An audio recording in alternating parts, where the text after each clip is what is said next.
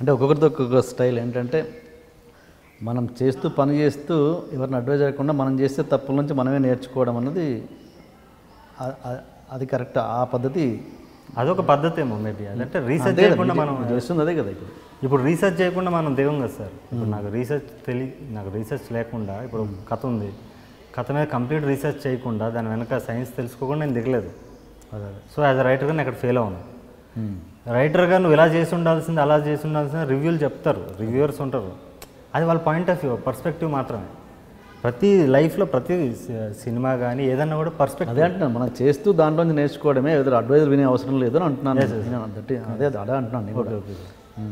ఇంత స్ట్రైట్ ఫార్వర్డ్గా మాట్లాడితే ఓకే, సక్సెస్లో ఉన్నోళ్ళు ఎలాగో మాట్లాడరు, వాళ్ళు సేఫ్టీ గురించి ఆలోచించుకుంటారు. బట్ ఇలా అప్కమింగ్ ఇప్పుడిప్పుడే అడుగులు వేస్తున్న వాళ్ళు ఇలా మాట్లాడడం అన్నది ఏదైనా మైనస్ అయ్యే ఛాన్సెస్ ఉంటాయి కదా, ఇవన్నీ ఎప్పుడు ఆలోచించరా?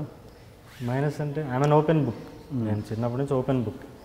అంటే ఓకే, మీ పర్సనల్ లైఫ్ కాదు, మామూలుగా ఒక వ్యక్తి ఒక పరిస్థితులు, ఇండస్ట్రీ పరిస్థితుల గురించి మాట్లాడుతున్నప్పుడు కానీ. ఇండస్ట్రీ పర్సన్ నా ఎక్స్పీరియన్స్ చెప్పాను, పరిస్థితులు ఏం చెప్పాను. నేను జర్నలైజ్ చేయలేదు కదా, వాళ్ళు ఎట్లా ఉంటారు వీళ్ళు ఎట్లా ఉంటారు అని చెప్పలేదు కదా. నా ఎక్స్పీరియన్స్ చెప్పాను, నా పాయింట్ ఆఫ్ వ్యూ చెప్పాను, నాకు జరిగిన ఎక్స్పీరియన్సెస్ నేను షేర్ చేసుకున్నాను. వాళ్ళ గురించి పర్సనల్గా వాళ్ళు వెళ్ళి ఇది అని చెప్పలేదు కదా. ఏమన్నా ఒకటి స్టేట్మెంట్ విన్నాను, అర్జున్ రెడ్డి విజయ్ అంత పెద్ద నాకేం నచ్చలేదు అలా వాళ్ళు అడిగారు. విజయ్ దేవరకొండ గురించి అభిప్రాయం చెప్పమన్నారు. ఆయన ఇప్పుడు ఏదో స్టార్, ఇప్పుడు ఏదో సెన్సేషన్ అంటే నాకు యాక్టర్గా నాకు నేను అన్ని మార్క్స్ అయ్యాను అని చెప్పాను, నాకు అనిపించలేదు అని చెప్పాను. సినిమా ఇలా అర్జున్ రెడ్డి సినిమా కూడా పెద్దగా ఇంపాక్ట్ క్రియేట్ చేయలేదు. నేను కనెక్ట్ అవ్వలేదు. అర్జున్ రెడ్డి సినిమా కనెక్ట్ అవ్వలేదు పర్సనల్. ఒక దగ్గర బాగుంది, విజయ్ దానిలో ఇదవ్వలేదు, నాకు నచ్చలేదు అని అంటున్నాను అన్నమాట. విజయ్ ఇప్పుడు అర్జున్ రెడ్డి సక్సెస్ వల్ల విజయ్ దేవరకొండ ఇది స్టార్, కానీ విజయ్ దేవరకొండ పొటెన్షియల్ యాక్టర్ అనేది నేను నమ్మను అని చెప్పాను అంతే. ఆ సినిమాలో ఎవరిని పెట్టినప్పుడు 7 బాయ్స్ రెయిన్బో కాలనీ ఉంది. ఆ సినిమా కథ గొప్పది, దర్శకుడు గొప్పడు. ఓకే, దాంట్లో ఆ సినిమాని వేరే యాక్టర్ని కూడా ఊహించుకోలేము. ఓకే అలా అంటే ఓకే, ఇప్పుడు ఈ సినిమా గురించి, ఇప్పుడు ఈ సినిమా మనం చేసే కామెంట్ వల్ల సినిమాకి వచ్చే నష్టం ఏం లేదు, కానీ లేదు కాబట్టి చెప్పాను. జస్ట్ ఫర్ డిస్కషన్ అడుగుతున్నాను. అంటే ఏం నచ్చలేదు అర్జున్ రెడ్డిలో? నాకు దానికి ఎఫెక్ట్ అవ్వదు మన డిస్కషన్ వల్ల అని తెలుసు కాబట్టి చెప్పాను. ఆల్రెడీ బ్లాక్ బస్టర్, అందుకే నేను కూడా కంటిన్యూ చేస్తున్నాను. నాకేం నచ్చలేదు అంటారా? నాకు ఏం నచ్చలే, నాకు దాంట్లో గొప్పగా అనిపించలేదు, గొప్ప లవ్ స్టోరీ అనిపించలేదు నాకు. ఇప్పుడు అభినందన గొప్ప లవ్ స్టోరీ, ఓకే, గీతాంజలి గొప్ప లవ్ స్టోరీ, అర్జున్ రెడ్డి గొప్ప లవ్ స్టోరీ అనిపించలేదు. ఓకే, ఓ మనిషి చుట్టూ తిరిగి ఒక సెల్ఫ్ సెంట్రిక్, ఒక స్వార్థపూరితమైన లవ్ స్టోరీ మాత్రమే అనిపించింది. నిస్వార్థం నాకు కనిపించలే.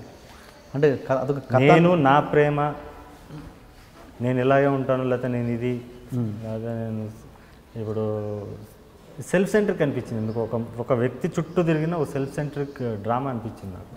నేను ఆ విషయంలో కరెక్ట్. అంటే మీ దృష్టిలో ఒక కథ అన్నది పాజిటివ్గా ఉండాలని నాకు అర్థం. అంటే అదొక కథ, అదొక ఇన్సిడెంట్, జరిగిన ఒక కథ చెప్పాడు, ఒక అలాంటి క్యారెక్టర్ కథే చెప్పాడు, తప్పే ఉంది చెప్పాడు అంతే. అందుకే గొప్ప సినిమా కాదన్న నా దృష్టిలో.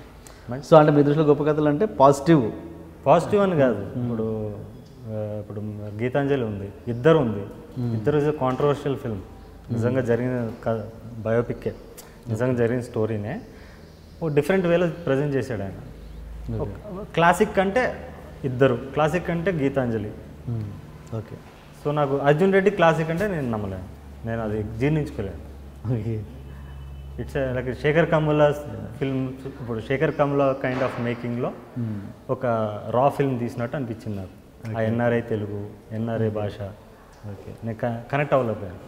ఓకే, సో అది నేనే అన్నాను, అర్జున్ రెడ్డి క్లాసిక్ అని కూడా నేనే అన్నాను. లేదు, ఐ రెస్పెక్ట్ యువర్ వ్యూస్. అంటే మీ వ్యూస్ అంటే నేను పర్స్పెక్టివ్, అర్థం ప్రపంచంలో ప్రతి ఒక్కరిది పర్స్పెక్టివ్. ఓకే, అదే అంటున్నాను నేను కూడా. ఓకే, మీరు అన్నారు ఇప్పుడు టాప్ 10 కొన్ని సంవత్సరాల పాటు గుర్తుండిపోయే సినిమా అన్నది ఐ బిలీవ్ అర్జున్ రెడ్డి అన్నది ఆ కేటగిరీలో ఉంటుందని నేను నమ్ముతున్నాను, నేను అనుకుంటున్నాను. మరి టాప్ 10లో ఉన్నట్టే కదా Arjun Reddy, black buster successful film. Top 10లో ఉంది, అది టాప్ 10లో ఉంది, ఉంటుంది కూడా. 20-30 years కూడా ఉంటుంది. నేను కనెక్ట్ అవ్వలేదన్న. ఎస్. ఓకే, మీరు తమిళ్లో ఒక సినిమా రిలీజ్ చేశారు కదా, పోర్కలం. అది ఓకే, మళ్ళీ ఇప్పుడు తెలుగు వచ్చారు.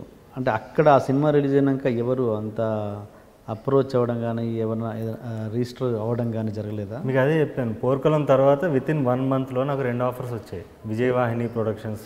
ఓకే, కేఎస్ రామారావు గారు. నేను తమిళ్ గురించి మాట్లాడుతున్నాను. తమిళ్లో విజయవాహిని, తమిళ కేఎస్ రామారావు కూడా ఆయన తెలుగు నుంచి వచ్చిన ఆఫర్. అది జయప్రద గారు అప్రోచ్ అయ్యారు, వాళ్ళ చెల్లెలు కొడుకు సిద్ధార్థ సంథింగ్, ఆయన పెట్టి చేయమని. సో వెళ్తాం. నాకేంటంటే నాకు స్టార్స్తో వర్కౌట్ ఆల్రెడీ అయిపోయింది, నాకు స్టార్స్తో నా జర్నీ అయిపోయింది. తెలుగు హీరోలు ఎవరైనా అప్రోచ్ అయ్యారా? తెలుగు స్టార్లా ఎవరైనా తెలుగు చూసి పోర్కలను చూసి కానీ? పోర్కలను చూసి వాడు తెలుగు యాక్టర్, అప్పటికి స్టార్ కాదు, అంటే యాక్టర్ కాదు అప్పుడు వాడు నేను ఎందుకంటున్నా అంటే వాడులాగా బిహేవ్ చేశాడు కాబట్టి. పోర్కలం సినిమా అప్పుడు నా సంగం థియేటర్లో వచ్చి సినిమా చూసి నన్ను అప్రోచ్ అయ్యి బ్రో నీ పెద్ద ఫ్యాన్ని అది ఇది అని చెప్పి మాట్లాడాడు. నేను అసలు నీతో వర్క్ చేయాలని ఉంది అది అన్నాడు. నా ఫేస్బుక్లో టచ్లో ఉండేవాడు రెగ్యులర్గా. నేను కూడా మంచి మాట్లాడినా, నేను కూడా మంచి మాట్లాడాను. నా ఫిల్మ్ వస్తుంది, దాంట్లో నేను హీరో తమ్ముడు క్యారెక్టర్ చేశాను, చూడండి అనేవాడు. ఆయన ఆ సినిమా డైరెక్టర్ ఇద్దరు వచ్చారు నా సినిమా చూడడానికి, సంగం థియేటర్లో సినిమా చూశారు. ఆ డైరెక్టర్ కూడా టచ్లో ఉన్నాడు, ఆయన మంచిగా మాట్లాడేవాడు. వీడు ఎక్కువ కొంచెం బాగా మాట్లాడేవాడు, నాతో క్లోజ్గా ఉండేవాడు. నేను ఓకే అప్రిషియేట్ చేస్తున్నాడు కానీ మంచిగా మాట్లాడేవాడు. నేను కూడా ఆ సినిమా చూశాను, తన కోసం చూశాను, బాగుందని చెప్పాను, చాలా బాగుంది, బాగా చేసావు అని చెప్పాను. తర్వాత నేను రామ్ గోపాల్ వర్మ కన్నా ముందు ఆయన 5 daysలో సినిమా చేశాడు కండి. దానికన్నా ముందే నేను 3 months ముందే ఒక సినిమా చేశాను, అస్తమనం అని చెప్పి. 5 రోజులు 5 లక్షల బడ్జెట్లో నేను సినిమా చేశాను. 5D కెమెరా ఫస్ట్ షూట్ చేసింది నేను. ఓకే, అప్పటికి నేను అంత మీడియాకి అంత ఎక్స్పోజ్ అవ్వలేదు కాబట్టి తెలియలేదు అది. అక్కడ కూడా మేము చెప్పలేదు కావాలని తమిళ ఇండస్ట్రీలో, ఎందుకంటే బిజినెస్ ఎఫెక్ట్ అవుద్ది, నాకు సర్వైవల్ కోసం సినిమా కావాలని చెప్పి నేను ఓన్గా కొత్త వాళ్ళని పెట్టి, కోరుకొండలో చిన్న విలన్ తమ్ముడు క్యారెక్టర్ చేసిన వాళ్ళని అట్లాంటి వాళ్ళని పెట్టి చేశాను. చిన్న షార్ట్ 1.5 hour మూవీ చేశాను. ఆ ట్రైలర్ చూసి నాకు అప్పటికే మనోడు ఏదో 1-2 సినిమాలు వచ్చినాయి, ఆఫర్ వచ్చినాయి. నాకు కాల్ చేసి బ్రో ట్రైలర్ సూపర్ ఉంది, నన్నెందుకు అడగలేదు నువ్వు అన్నాడు. నాకు అర్థం కాదు, నన్నెందుకు అడగలేదు ఏంటి. ప్లస్ దాని సిచ్యువేషన్ ఆయన తెలియదు. నేను 5 లక్షల్లో కొత్త వాళ్ళని పెట్టుకుని చెంచుకొని నీకు డబ్బులు కూడా ఇవ్వలేదు నేను. ప్లస్ నన్నెందుకు అడగలేదు నాకు అర్థం కాదా. నిన్ను అడగడం ఏంటి నాకు అర్థం కాలేదు. నువ్వు అడగాల్సింది కదా, మేబీ నెక్స్ట్ సినిమా చేద్దామని. నువ్వు ఎప్పుడు అడగలేదు కదా నన్ను. నేను అడగాలనిపించలేదు, దాన్ని నువ్వు సూట్ కూడా కావు, ఈ సిచ్యువేషన్ కూడా వేరే. నేను ఎక్స్ప్లెయిన్ చేశాను, క్లియర్ మంచిగానే ఎక్స్ప్లెయిన్ చేశాను. అంతే బ్రో, అది బ్రో అని, అంతే బ్రో, అంతే అట్లనే ఉంటుంది, నాకు టైం వస్తుంది అని కామెడీగా అన్నాడు. నేను క్యాజువల్ తీసుకున్నాను, ఫ్రెండ్లీగా.